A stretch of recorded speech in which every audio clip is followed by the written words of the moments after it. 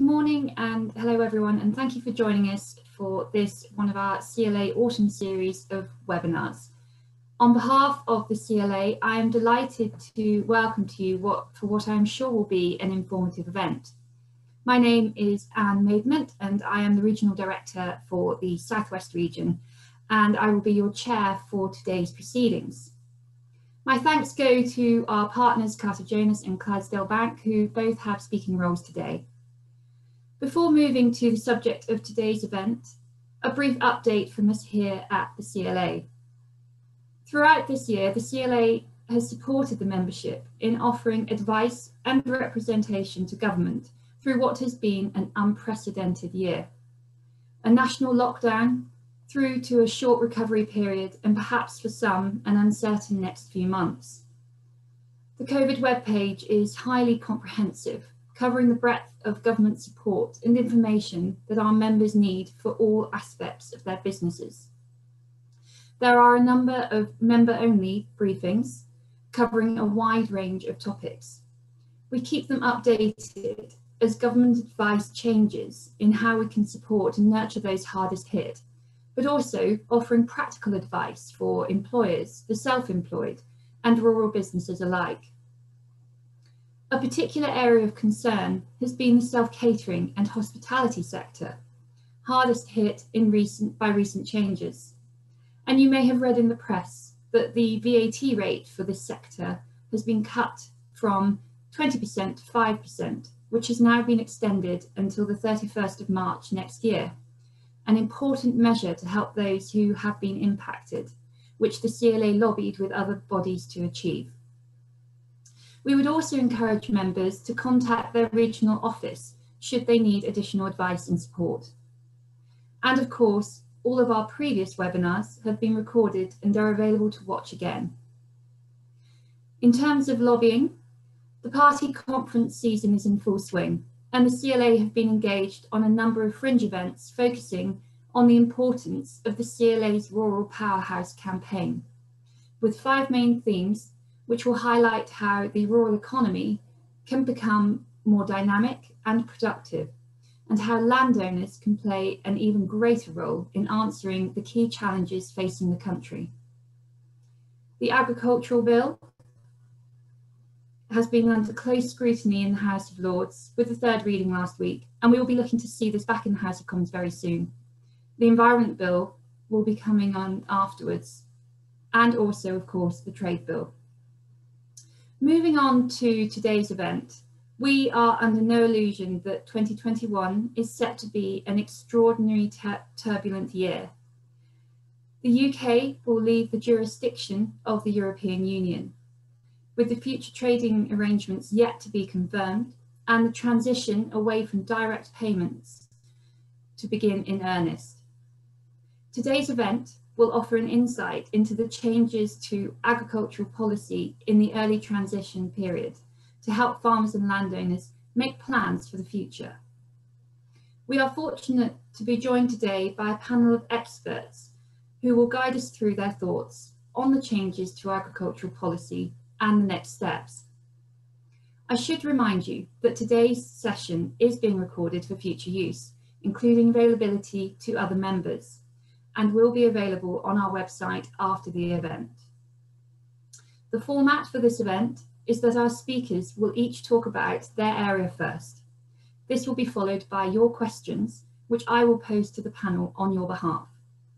Please do feel free to answer questions at any time using the Q&A button on your screen.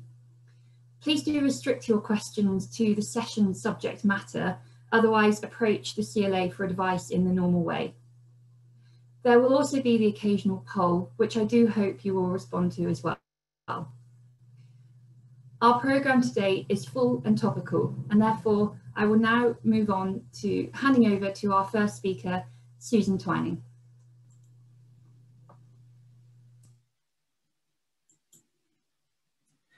Morning, everybody.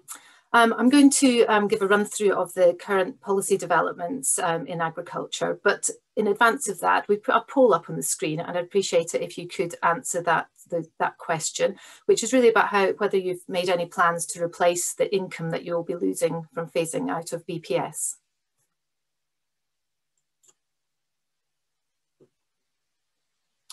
So while you're doing that, I'll just make a start. I'm going to cover three main areas. I'm going to give a bit of an introduction to policy developments in England and Wales. Once I get my slides to move.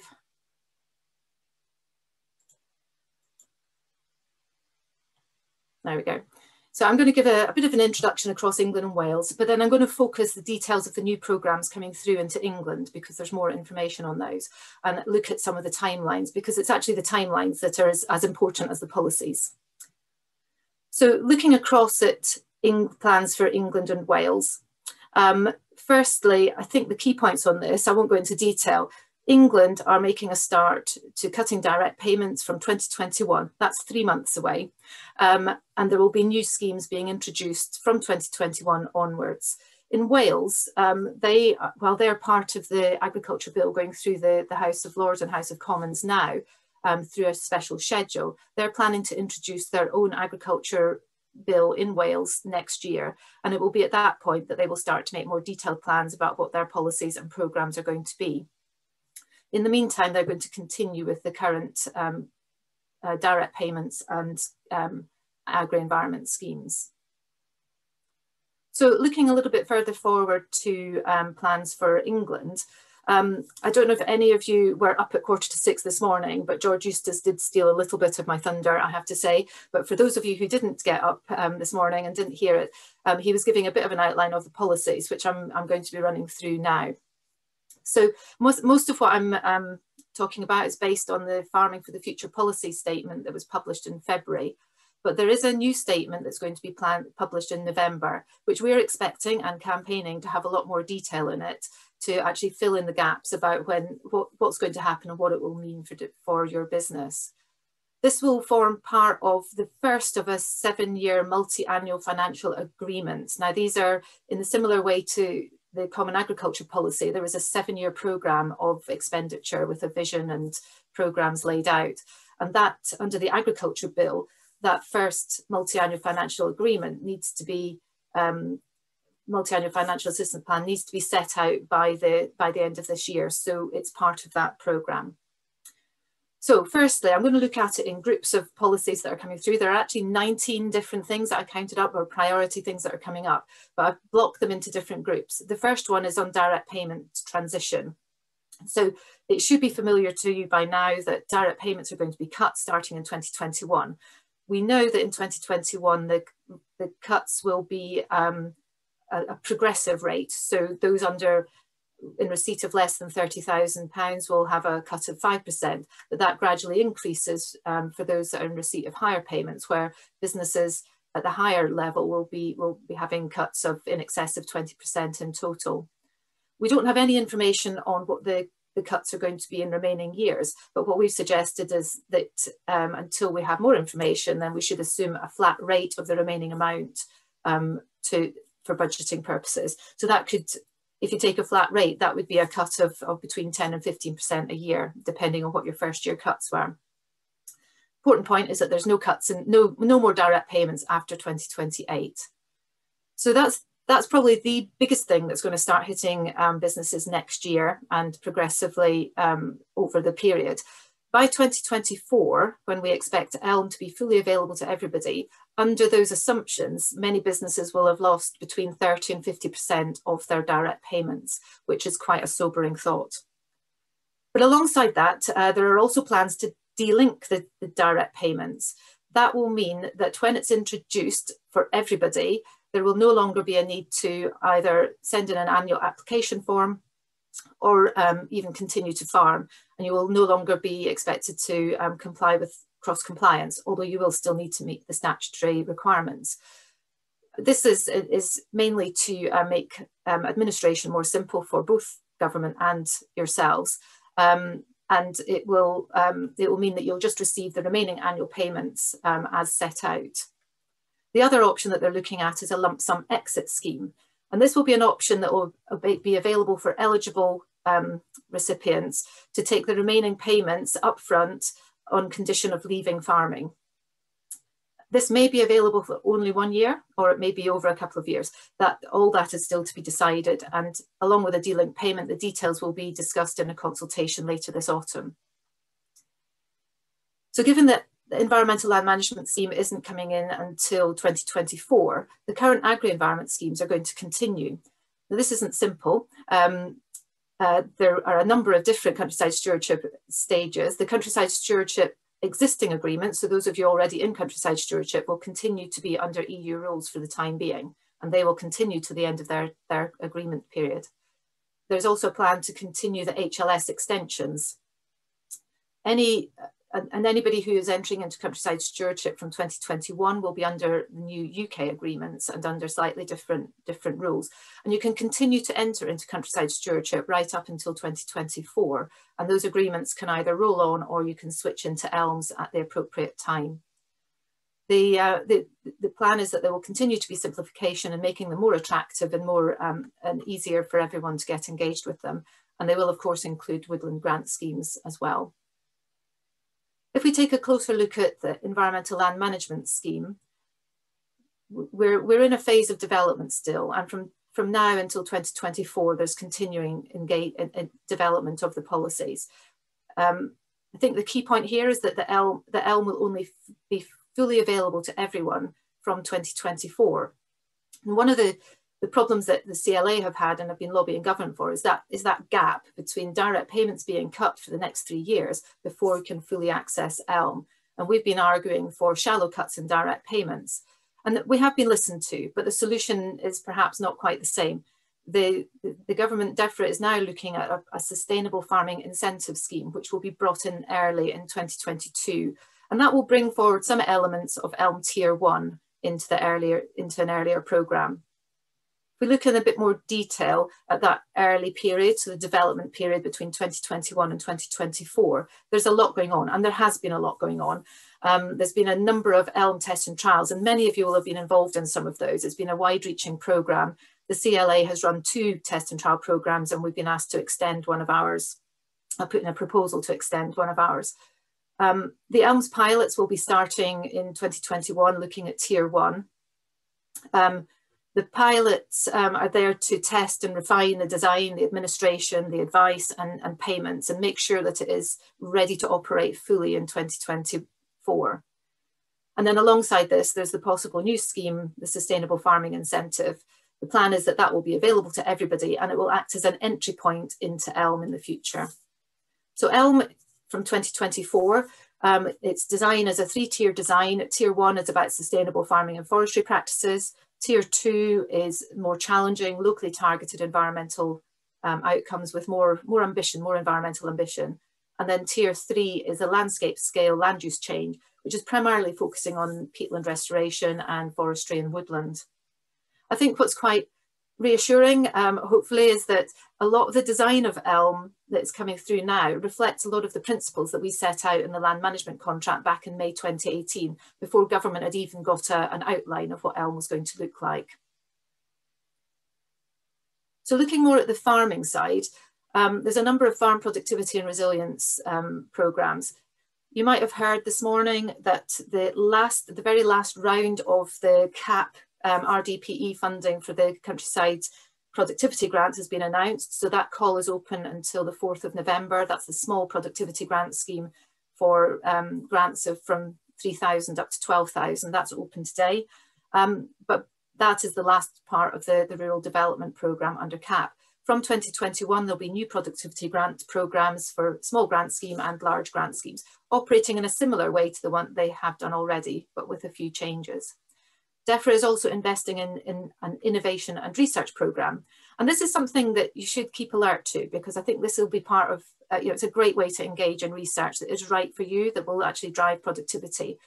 At the moment, there are 3 themes, or three different pots. The first is an accelerator fund, which is really aimed at businesses and farmer-led trials on prototypes. So it's short-term projects, just sort of looking to see if something will work and to stimulate that change. The second one is themed collaboration, which is for larger projects up to 4 years and higher value across 7 priority areas. And then there's industry-led syndicates, which will provide funding, match funding for groups that get together and fund their own research. So there's some real opportunities to get involved in research there. And then finally, and productivity, there's a Farm Resilience Fund, which the pilot in 2021, which may continue, and they're looking at a new entrant support scheme to help county farms and landowners develop new opportunities for new entrants. The animal and plant health schemes are in some ways a continuation of many of the schemes that are already underway. The Animal Welfare Grant Scheme is new and will be available from 2021, and that's for providing enrichment for animal welfare. And then there's new pathways coming through as a pilot from 2022 onwards. And same with tree health, there's a pilot running for felling and restocking diseased trees that will eventually become a tree health scheme through ELM. And then in a broader, that's the agriculture policy core components, but on the rural economy, the government is introducing a UK Shared Prosperity Fund, which will replace some of the CAP rural development funding, such as LEADER and growth programmes, and that will be available from 2022. So just, I'm not going to go into detail on this slide, you'll be pleased to know, but this is just to say agricultural policy is just one aspect of what we're looking at. There's other drivers of change, the Environment Act that will be coming through next year, Climate Change Act that set out the net zero emission targets, a whole load of strategies and publications that will influence policy coming forward in the next few months. Wales is no different. They've got their agriculture bill coming up next year, and they're underpinned by a Wellbeing of Future Generations Act that kind of sets you've got to think about the future in the current policy development. And then we've got COVID-19 and the impact on the economy and budgets. And clearly the agriculture budget is only certain until 2024 when we have the next general election. So we've got all to play for after that. And obviously, as Anne mentioned earlier, we've got the end of the Brexit transition later this year and no view of a trade agreement or not. So in summary, agriculture policy has devolved. So we're going to have different policies across England, Wales and Scotland and Northern Ireland. The direct payments is going to have the most immediate and biggest impact on farm businesses. Only 25% of farming enterprises are profitable without direct payments, so we cannot hide from this. And it's starting in England next year. So I think looking at actions, I think it's ensuring that the core business is sound without direct payments. So what impact will removing direct payments have? And I think be ready to look at opportunities. There's going to be new policies and market opportunities that will be available. So it's not all doom and gloom. But the key thing is to be ready for change, as very few businesses are going to be untouched by these changes. The CLA is here to help through a number of routes, magazine, telephone advice at national and regional, and we've got a number of guidance notes, as Anne mentioned, but we're also continuing our policy development and lobbying to help shape future policy. So we are here to help. So hopefully that's a useful run through. The results of the poll were that 57% have not made any plans for replacing the lost income of BPS, while 43% have. And the good news for that is that is higher people who are prepared than when we ran that poll in early lockdown. So there is progress. I'm now going to hand over to Brian Richardson, Head of Agriculture at Clydesdale Bank, who's going to give his insights into how businesses should react to these changes. Thank you. Thanks very much for that, Susan. A really thorough go through of what's happening at the moment, and also I think highlighting a lot of the questions that are still outstanding. What I'd like to do, I'm just struggling to run through my slides at the moment. Could you move them on for me then, please?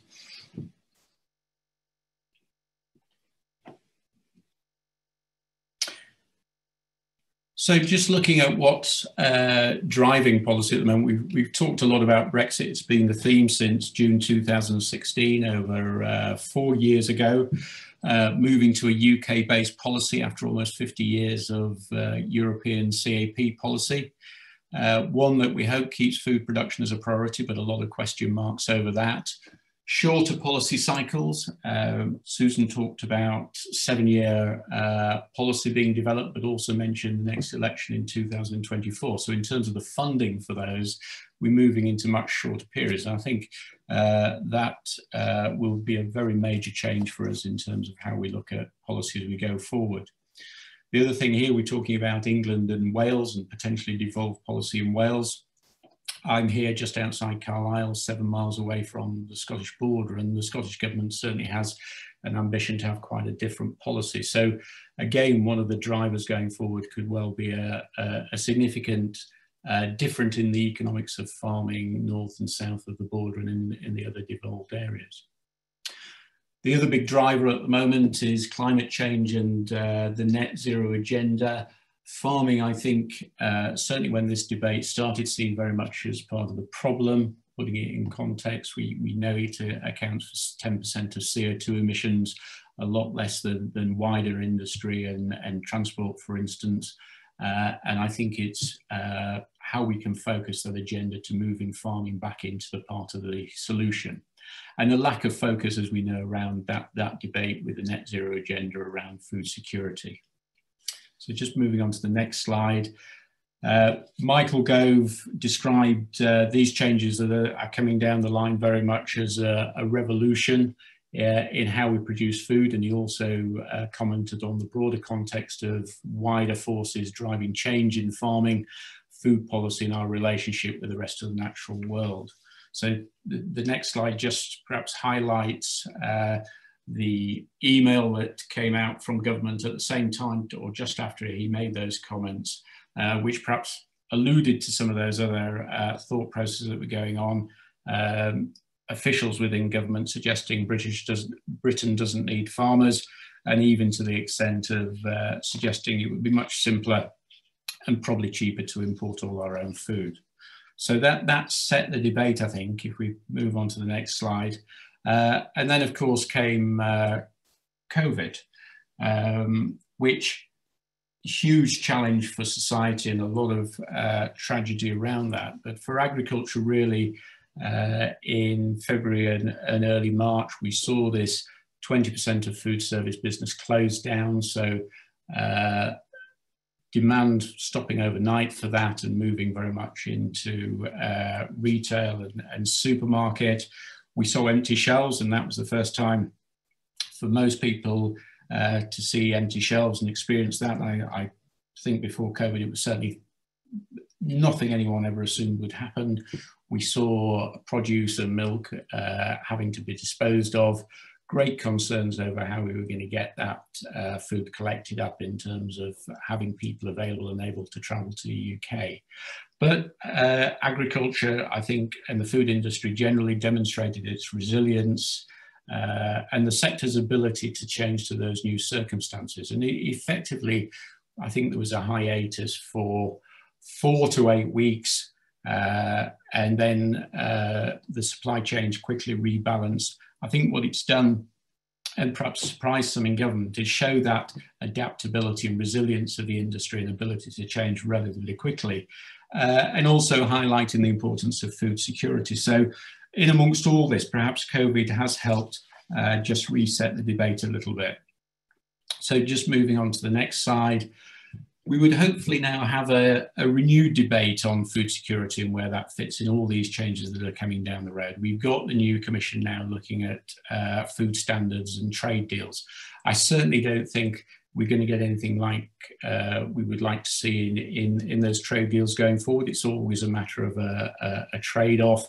And I think if we had a poll on what people thought about food security, etc., we perhaps, and food standards, we perhaps come up with different results. So it's going to be a challenge, but at least it's on the agenda now.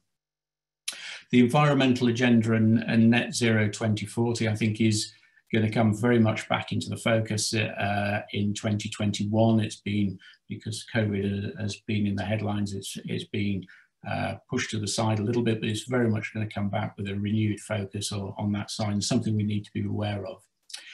Productivity was mentioned earlier, and I think it's something I've been banging on around for a long time now. The HDB have done a lot of good work, I think, highlighting some of the productivity gap we may have in this country. We may not be quite as productive as some of our near neighbours and some other states. Lots of different challenges around for us. But I think it is a challenge to talk about the fact we may not be as productive as we think, but I think we should look at that. And we can look at productivity in the light of good environmental stewardship and in a very sustainable way as well. And linking into that, I think, is the use of ag tech. This is not just about new equipment and drones, etc., but there is some fantastic new equipment coming along, and it really does work. But also big data and how we use that data in precision farming and agricultural systems. I think the pig and poultry industry, I think over the last 10 and 15 years have shown how they've used technology and big data really to drive productivity in their industry, to really improve results, improve productivity.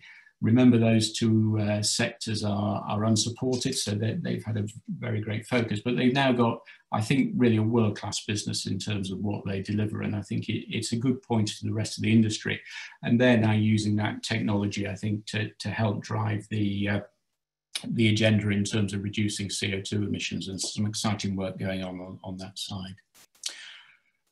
There will be divergence in the approach. I think some farmers will very much focus on food production. I can think areas of the country where elms will take very much a second place, if at all, but they'll focus on food production, still really focused on environmental measures, etc., but really focused on food production.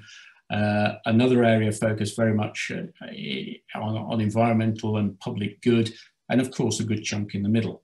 But what it does mean, of course, is that there's 2.7 billion or thereabouts of support payments that we see. I've said over 50%. It varies depending on when you look at it, but figures the other day were certainly looking at that 60–70% of profitability of farming is accounted for in those payments coming through. So a huge change. It's not going to fall the same way and in the same pots as it did before. So it's important to realise for farmers there's going to be significant change there. So just moving on, I think what the message is really is about preparing your business for a new future, securing your future after direct payments. And yes, there's a lot of policy uncertainty. And I think as Susan went through, there's a lot of questions to be answered. But that doesn't stop you really planning around the future, what it means for your business. And where will those public goods payments feature in your business? How important are they going to be to you? And do you know how you're performing now? I think as an industry, generally, we've stopped doing benchmarking and looking at trying to measure how well our businesses are doing. So it's important, I think, we get back into that thinking and look at how productive our farm units are and where that balance between public goods and productivity should happen. Do you know what's involved in reducing your carbon footprint? There's some fantastic and relatively straightforward tools now for measuring a farm business unit's CO2 emissions. Certainly have a look at those. Some of them are actually free. I think the good thing about them is not just coming up with a number of your CO2 emissions, it's providing some indications of where there are some really quick wins and some improvements on productivity. Will all farmers want to continue? I think we do have the potential for a generation change in the industry, and some of our more senior members perhaps seeing this as an opportune time to pass over to the younger generation. And I think we've mentioned the Outgoers scheme as well, or Susan mentioned that. There will be less farmers potentially in the future taking this forward, because there is a lot of change to come. And it's not just about farming units and landowners, it's about the whole rural network of businesses that support agriculture. There is going to be huge change, and feed companies and chemical suppliers. There's going to be less money about in the industry. We're going to have to do things smarter and use less inputs, and that's going to change the whole industry. And I think it's time to look very closely at that. And just finally, Clydesdale and Yorkshire Bank, lending to farmers accounts for about 20% of our business lending. So it's an incredibly important part of our business. It's about £1.5 billion we lend into the sector.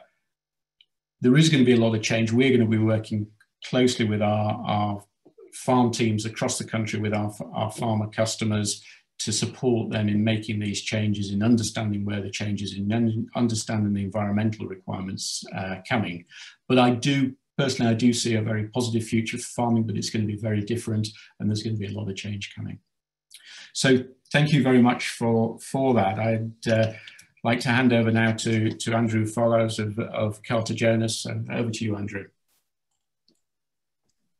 Thank you very much, Brian. I've been asked to talk a little bit about how businesses are preparing on the ground, and I'll try to cover that in the slides going forwards. There is a saying that if you do what you've always done, you'll get what you've always got. I think that no longer applies. If you do what you've always done, you will not get what you've always got. We've heard that already. Support is disappearing or is changing, and so probably the mantra should be change is the new normal. I would like to move to the next slide. I think we're also having some similar problems. Thank you. So yeah, so in terms of understanding where a business is, I think it's critical that businesses look to plan, and by doing that you start with understanding your assets and what's available. We've got a number of landowners joining the call today, so it's important that one looks at the whole asset that's available, both land, property, buildings, soil type, soil quality, water sources, and build that into the mix of the review. Location is key, and that will derive as to what people can do. To some people, an asset is also a liability. So being an urban fringe property may have problems with hair coursing and fly tipping, but also it could be the source to accessing income from the chimney pots. People I'd put as an asset with your business. I think the key asset to any business is its individuals, and that can be the principles of the business, or it could be the successors to come through. Our young people are our future, and understanding what their training is or training requirements, it's very, very important that we continually develop our workforces.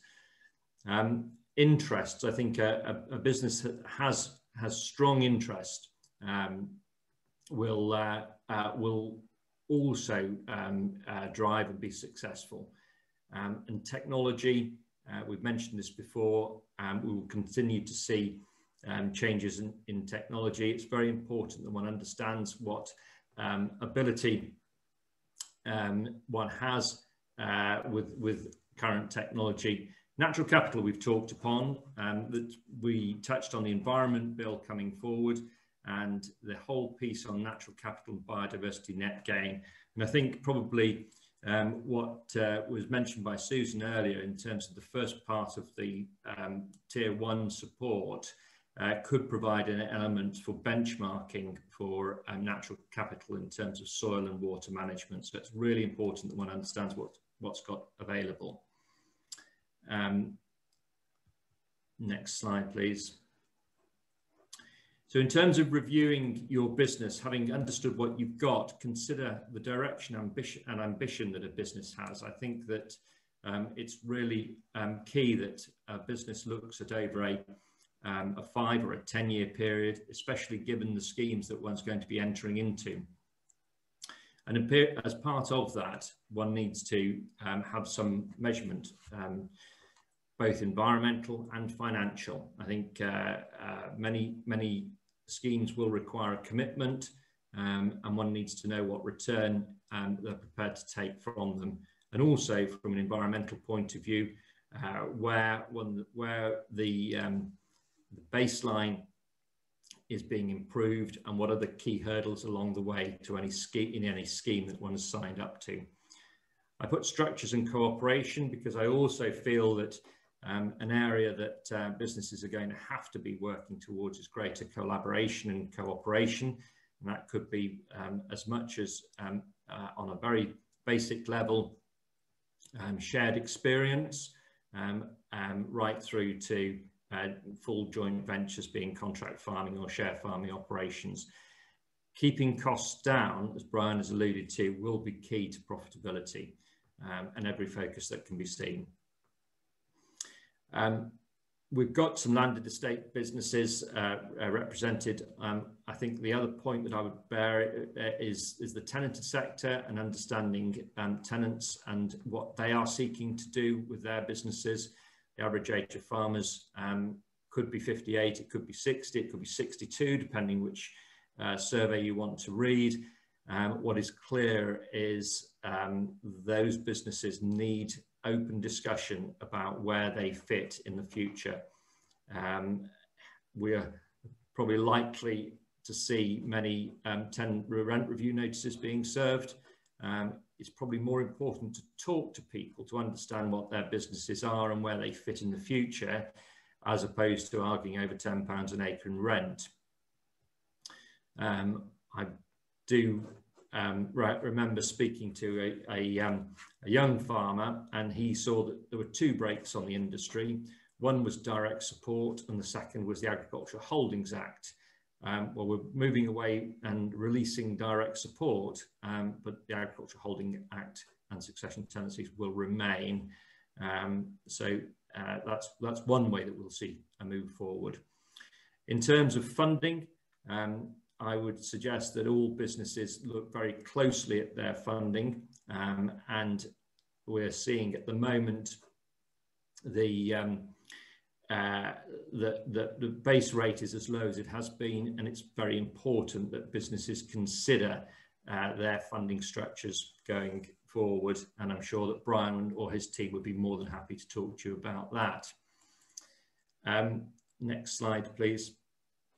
Having carried out a full review, it's important that one considers how else one can access unsupported income. COVID-19 has been referred to, and what we've seen is more new users, I would suggest, into the countryside and to rural locations. Now, that did cause problems at the beginning as lockdown was in place. We had access issues, but it is a new customer base, if one likes, that needs to be engaged with. And that has followed through with staycations and rural tourism, and indeed rural offices. We're seeing definitely an uplift in our requirements through our leisure side for rural tourism, and also with rural offices. We can see that the commute is most likely to have, it won't be dead, but it will be much reduced. With that, I can see possibly a WeWork in the countryside model where rural business centres are going to spring up. And that will again be down to communications and the ability to service those. I put renewable energy because one needs to look at that as an unsupported sector now, and it's very clear that operators are still looking for solar sites. Prime Minister has said a commitment to greater energy from renewable sources, albeit offshore, but it's an area that we're definitely seeing more interest in. And if one is pushing one's offices or tourism, electric vehicle charging points is an area where our renewable team is particularly busy at the moment. They've introduced a new phrase of range anxiety that one will need to be aware of when we're driving our electric cars in the future. So you'll need a quick charge or a slow charge, but be aware of these opportunities for further income and unsupported income, which is the key message. Natural capital we've talked about, and biodiversity net gain is will be a commercial deal with a commercial operator. And again, understanding what one's baseline is key to understanding what opportunities and options are available to a business. Net zero, everybody is pushing towards net zero. We as a country, as various organisations, and further down the supply chain, people will be being encouraged to go to net zero. So as Brian said, ensuring one understands through a carbon calculation where one is with its business is key.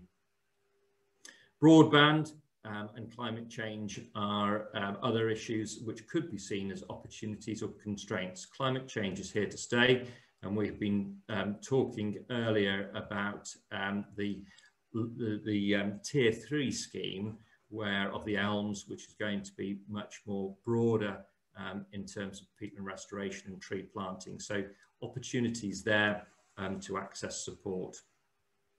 Next slide, please. Finally, I would concur with the other speakers that change is inevitable. Businesses must embrace change. I would say that collaboration will be a great opportunity, and that's through joint ventures or other opportunities. If I was an investment manager, I'd be considering and discussing balanced portfolios. Really, that is just making sure you don't have all your eggs in one basket, and look at unsupported income streams for a business. Technological advances are going to help, and it is something that one must keep abreast of. And following with that, we're in an ever moving and fast changing place, and so keeping updated for any business will be key. And this is why events like this and having a body like the CLA is so important to provide that information to the industry. With that, I believe we are now handing over to the question and answer session.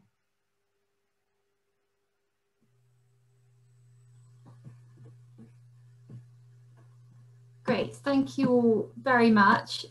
Very interesting discussions, and we've had a number of questions come in. So just to get the ball rolling, I'd just like to ask you a question regarding the ELM scheme, and I'm going to put this to Susan first. The ELM scheme is publicly funded, and there is an emerging private sector market for environmental delivery, e.g. carbon markets and net gain. What can you say about these? Oh, thanks, Anne.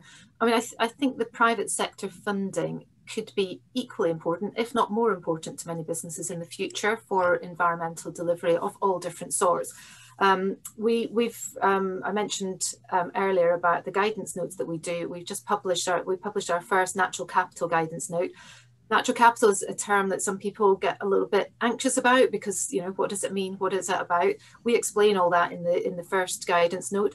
We're about to publish our second one, which is more about the environmental markets, what they are, how you can access them, who you need to talk to. And there are a number of really good operators coming onto the market with ideas, particularly around carbon and trees, because that's underpinned. And this is important, I think, from the regulatory point, that carbon markets are underpinned by the Woodland Carbon Code that set out a clear way of how to account for that carbon. So both parties, the buyer and the seller, knows what they're selling and how they're going to be measured. It's the same with biodiversity net gain. That's being mandated in the Environment Bill. And that will set up a private sector market from housing developers who need to replace any biodiversity lost in their developments elsewhere. So either within the site itself, but quite often that's going to be somewhere else. So there's an opportunity for land managers and landowners to be part of that marketplace.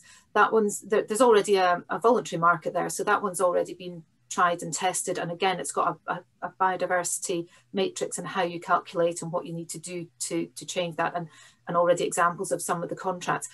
There's a lot of new players coming onto the market as well, and I think, you know, you need to ask yourself questions in the same way as back when all the renewable energy started coming onto the market. You know, what are we offering? What are you selling? And there's and part of our next guidance notes goes through a checklist of things that you need to look at in those markets. So there's some exciting opportunities, but I think caution and some foresight needs to be applied to looking at those new opportunities.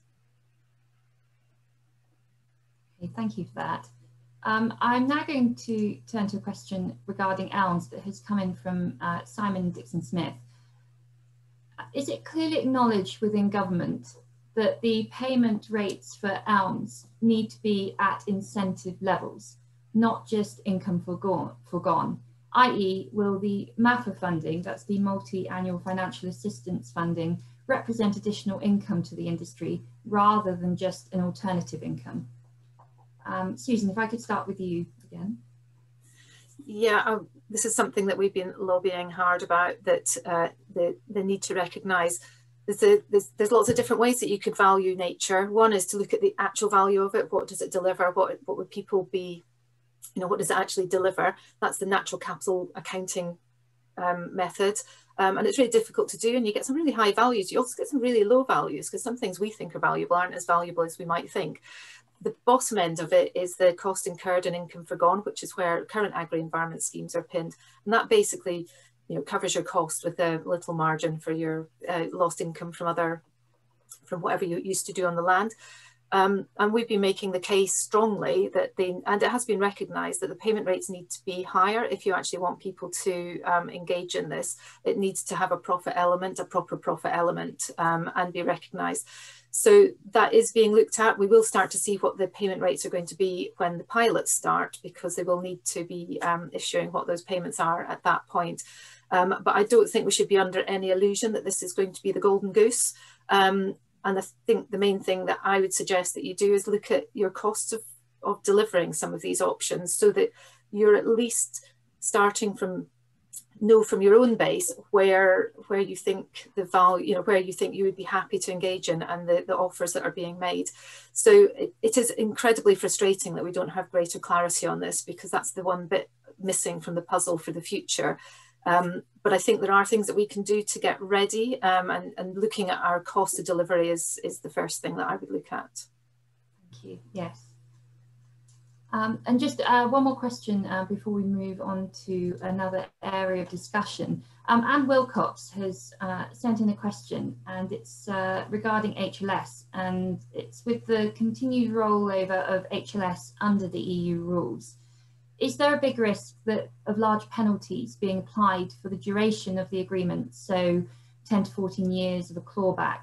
Will the EU still be responsible for the monitoring and compliance of these schemes until they end? Is that for me as well? Sorry, yes, and then we'll move on to some other areas. Yeah, there is under current rules, there could be a clawback that goes back to the beginning of the agreement, but it is something that is being looked at, and certainly something that we would like to, we're lobbying to get changed if it can be done, so that the schemes could be changed into UK rules, but that hasn't been agreed yet. So if you're under an EU countryside stewardship agreement or HLS, then the current rules still apply, and that's in some ways, that's the balance you've got to make. So you've got an HLS agreement. Are you better to switch into the new UK countryside stewardship agreement rather than risk some of those backward-looking penalties if there is a problem found, which I would hope there wouldn't be. Absolutely. Okay, thank you. Now going to move on to some questions that have come in regarding landlord and tenant and rents.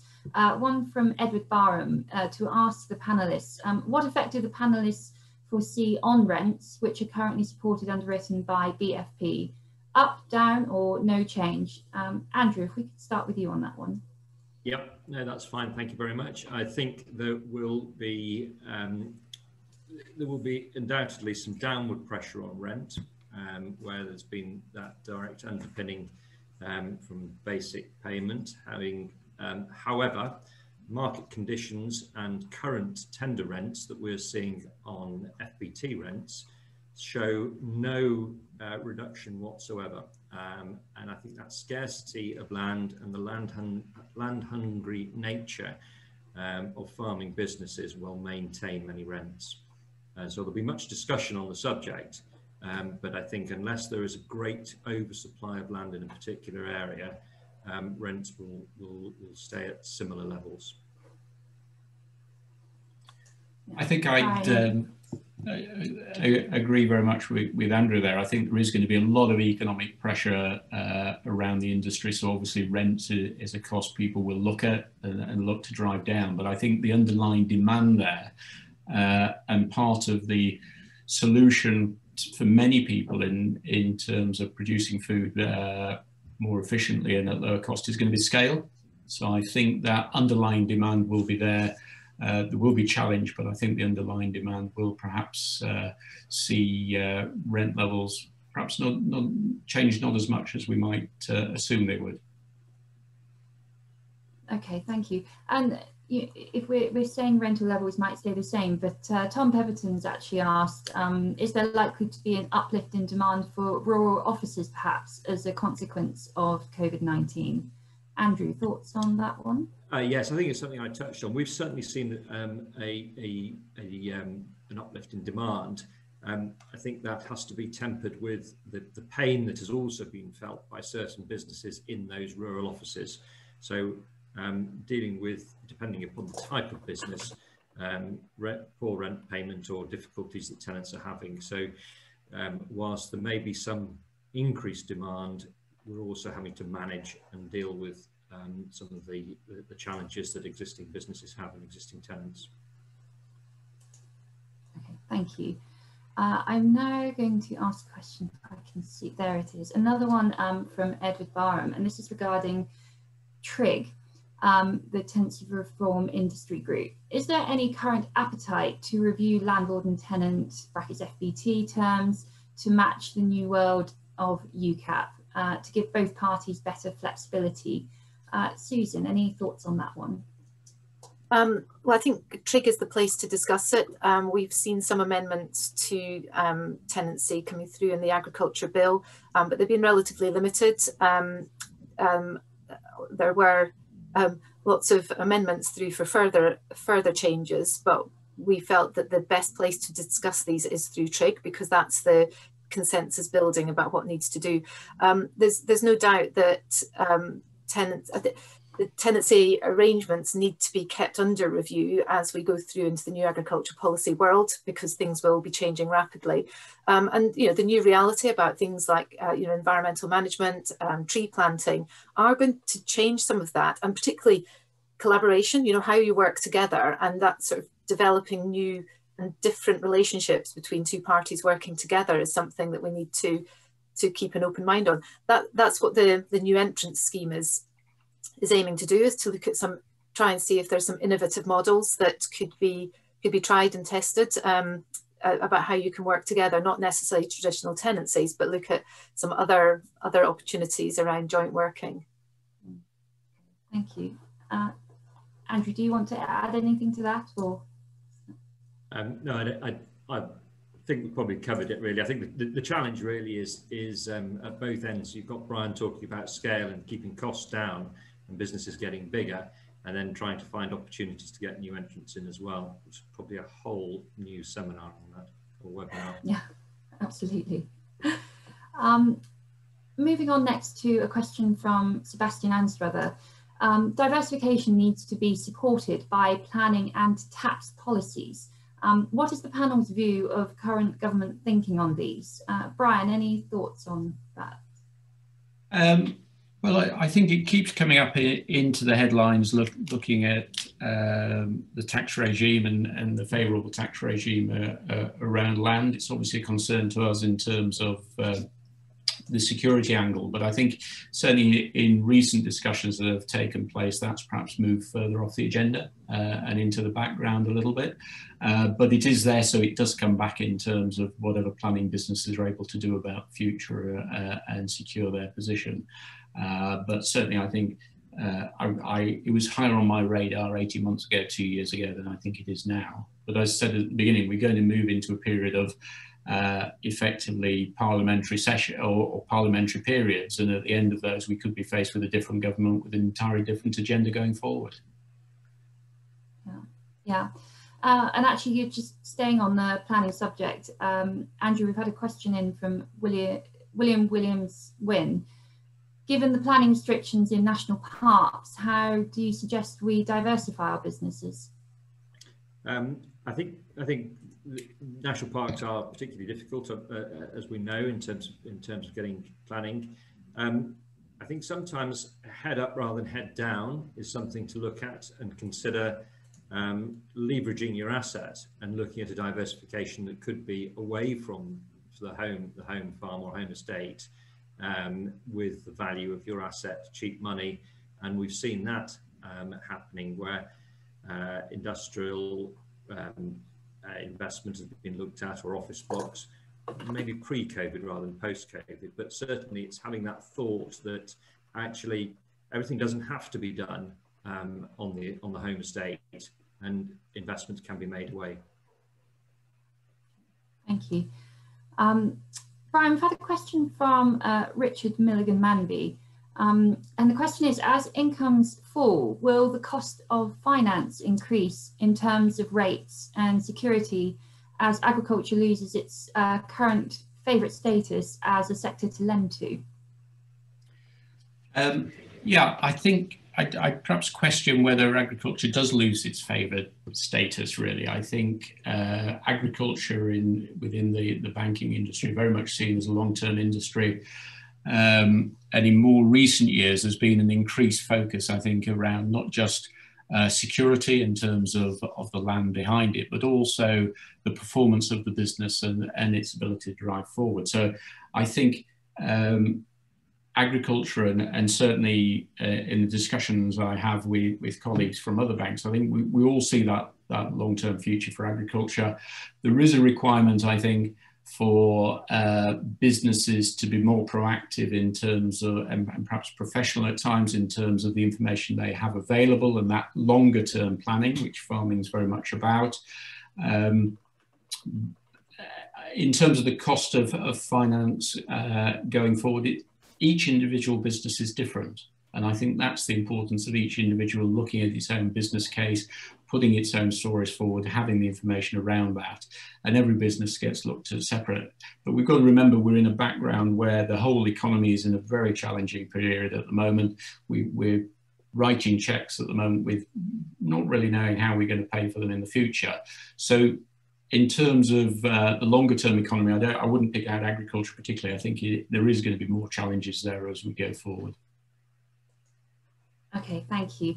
And we've had a question in from Julie Robinson, which I'm going to put to Andrew first. I can imagine that traditional landlord-tenant arrangements may need to change quite radically if the sector is going to make the most of natural capital opportunities, particularly on a landscape scale. Are you already seeing this on estates, e.g. in relation to woodland creation?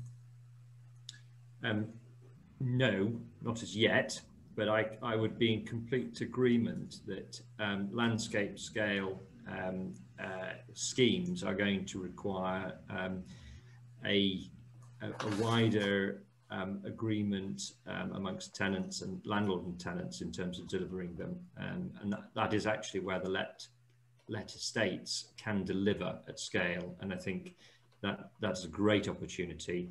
The challenge will be the division of the spoils. And again, that will be on a case-by-case basis. Susan, any thoughts on that? It's a very real issue. One of the challenges that we had from the DEFRA forestry team when we were working with them on the tree strategy consultation was, how do we get more trees on tenanted land?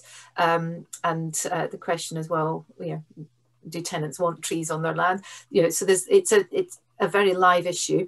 What I would say is that we're currently developing a guidance note alongside the Tenants Farmers Association about trees and tenancies. So that will be available very, very soon. And that will just provide some of the guidelines and the things that we need to think, landowners and tenants need to think about if they're interested in trees, because trees and woodland is a big scale of things, from individual trees, agroforestry, right through to, amenity commercial woodland. And there's different things that might suit different people. So I think considering trees as one thing, it can lead to poor decisions. So we need to be thinking in its breadth what that actually means and how that might work for both parties. Great, thank you, Susan. We're just going to bring up one final poll whilst I ask the panelists for a key takeaway advice. So if I could ask all of you for just sort of your key points to offer to those listening on how they might start to prepare now for what's coming next year. So if we could start perhaps with Brian. Yeah, I think it is very much taking a fresh look at every business, their clean piece of paper. What is this business going to look like in 5 or 10 years' time? What do we do really well at the moment? What are we good at? What are we not so good at? What do we need to do a little bit less of? And start planning that through. There is always going to be questions about what Elms might look like and everything else, but I think it's really focusing forward as to how you can bring some efficiencies to the business and how you want it to look in the future. I think the other thing I think that people can be getting on with is the CO2 audits, which I think are a useful starting point in terms of understanding your business a little bit more. But it is about critical time to be planning forward. There is a little bit of time we've got as these changes come through, so start sooner rather than later. Thank you. And Andrew? With oneself, understand one's assets and focus on unsupported sectors. This is all very nice, Elms, VPS, but the future long term is going to be has to be without both. Thank you. And finally, Susan. Yeah, I think, agriculture policy is changing. We are having to fight for every single penny from the Treasury after 2024. And while the environment is a high priority for funding, there are no guarantees of what's going to happen. So I think certainly building a business model based around funding from government is probably not a long-term sustainable solution. Part of it, but not for the long term and the core part of your profit. Brilliant. That's really helpful. Thank you very much. And I see the poll results are now up, and this is the same poll we put up 6 months ago when we did this at the start of the lockdown, and I'm pleased to say that a lot more of you are reasonably confident now, so that's great news. So I hope today has been helpful. Thank you very much to all of our panelists for the very interesting discussions. We have some more webinars in our series this year, including the Institutional Landowners Group and the Rural Powerhouse Week. My apologies we couldn't get to all the questions today. We will come back to you afterwards. If there are any other topics you would be interested in hearing from us on, please do let us know. This will be recorded for those to watch afterwards. Thank you all once again, and I hope you have a very good day.